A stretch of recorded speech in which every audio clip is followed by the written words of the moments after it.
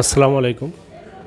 আজকে আমরা শিশুদের ইউরোলজিক্যাল যে বিভিন্ন সমস্যা নিয়ে কথা বলবো। ইউরোলজি বলতে কিডনির সাথে যে দুইটা নালী আছে, প্রস্রাবের থলি, তারপর যে মূত্রনালী দিয়ে প্রস্রাব বের হয়, পেনিস, টেস্টিস, কুস্কি, এইসব যে এরিয়া আছে এগুলো নিয়ে আসলে ইউরোলজিক্যাল আলোচনা হয়। এইখানকার যে সমস্যাগুলো হয় এই সমস্যাগুলো সাধারণত ইউরোলজির আন্ডারে পড়ে।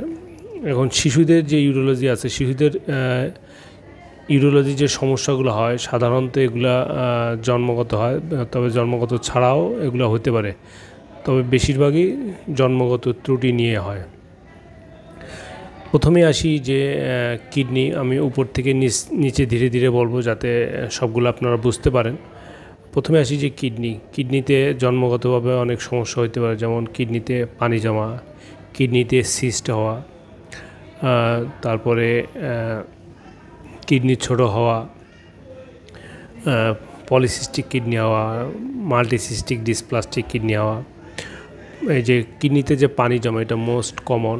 কিডনিতে পানি জমার অনেক কারণ আছে, যেটা মোস্ট কমন কারণ সেটা হলো পিউজ অবস্ট্রাকশন, অর্থাৎ কিডনির পরে যে অংশ, কিডনি থেকে কিডনি পরে যে নালী আছে, এই নালীর যে জাংশন, এখানে যদি কোনো ব্লক থাকে তাহলে দেখা যায় যে প্রস্রাবটা ক্লিয়ার হয় না। তখন প্রস্রাবটা কিডনির পেলভিসে জমে এটা ফুলে যায়। এটাই হলো কিডনি ফোলার সবচেয়ে বেশি কারণ। আরেকটা আছে ভিউজ অবস্ট্রাকশন, যে এই মূত্রনালীর যেখানে প্রস্রাবের থলিতে জয়েন করবে সেখানে যদি কোনো ব্লক থাকে তখন সেটা বলতেছে ভিউজ অবস্ট্রাকশন। এটা থাকলেও কিডনিতে পানি জমতে পারে, সেক্ষেত্রে দেখা যাবে যে মূত্রনালীটা আছে সেটাতেও ফোলা থাকবে। আরেকটা হচ্ছে প্রস্রাবের রাস্তা, প্রস্রাবের থলির পরে যে রাস্তা, যেমন যখন প্রস্রাব করি এই রাস্তায় যদি কোনো ব্লক থাকে, যেমন ব্লাডার নেক হাইপারট্রফি থাকতে পারে।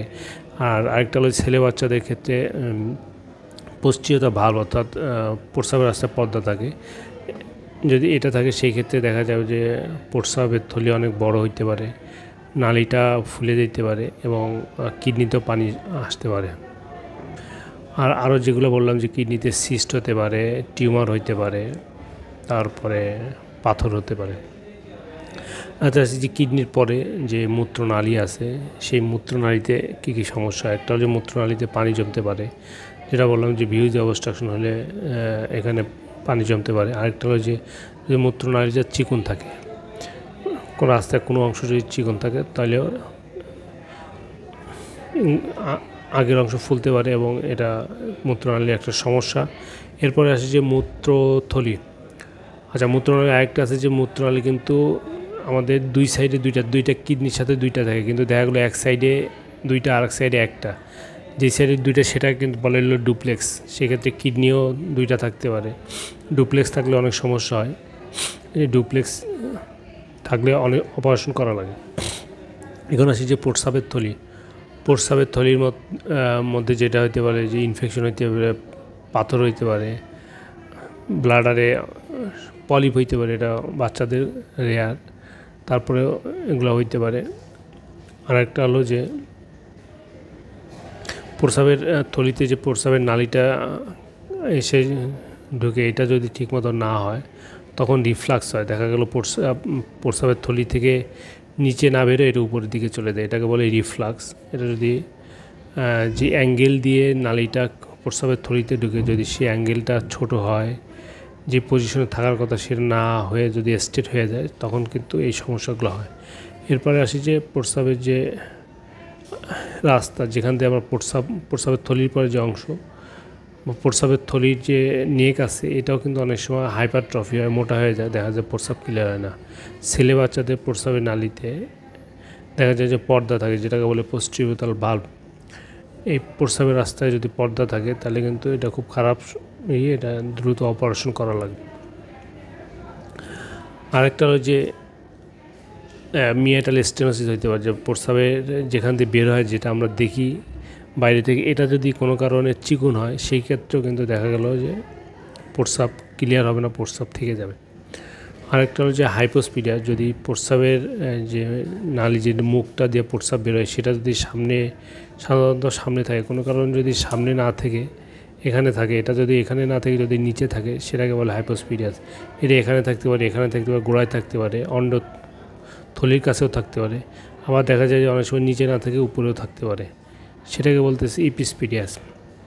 আর একটা ওই যে প্রস্রাবের থলি এবং প্রস্রাবের নালী এগুলো সব ওপেন থাকে, তখন সেটাকে বলে এক্সট্রফি ইপিসপিডিয়াস কমপ্লেক্স। এগুলো থাকলে সবগুলো অপারেশন করতে হবে। আরেকটা হলো যে হাইপোস্পিডিয়াসের সাথে সাধারণত থাকে দেখুন লিঙ্গটা বাঁকা থাকে, অনেক বাঁকা।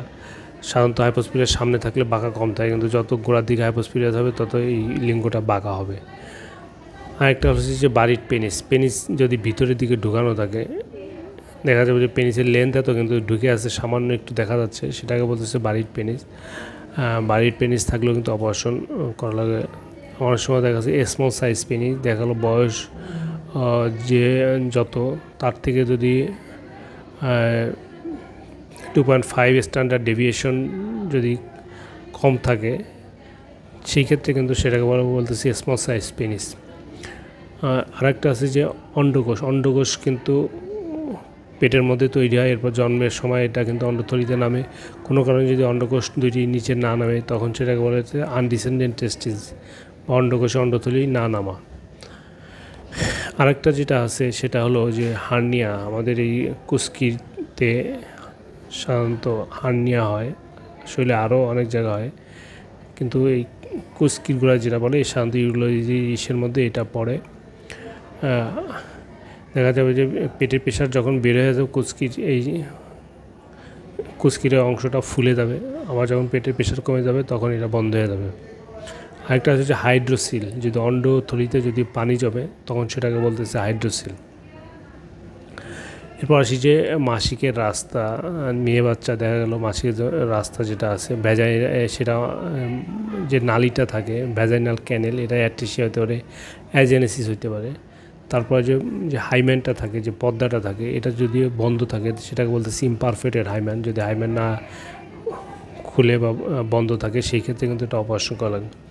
আরেকটা দেখা যায় যে মেজোরা ল্যাবিয়া, যেটা ল্যাবিয়া তো বাইরে থেকে আমরা দেখি, এরা জন্মের সময় খোলা থাকে, পরবর্তীতে দেখা যায় যে ইচিং হইলে বা ইরোশন হইলে এটা কিন্তু বন্ধ হয়ে যায়, যেটাকে বলতেছে ল্যাবিয়াল অ্যাডেশন।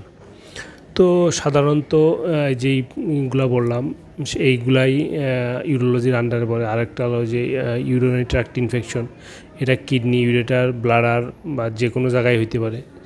এই সমস্যাগুলো হইলে আমরা ইউরোলজিস্ট, শিশু সার্জন বা শিশু ইউরোলজিস্টদের কাছে যাব, তাহলে আমরা প্রপার চিকিৎসা পাবো। ধন্যবাদ সাথে থাকার জন্য। খোদা হাফেজ। শিশু ইউরোলজি নিয়ে যদি কারো কোনো কোশ্চেন থাকে আমাকে কোশ্চেন করতে পারেন, নক দিতে পারেন, বা হোয়াটসঅ্যাপ নাম্বার আছে এই নাম্বারে নক দিলে হবে। সাথে থাকার জন্য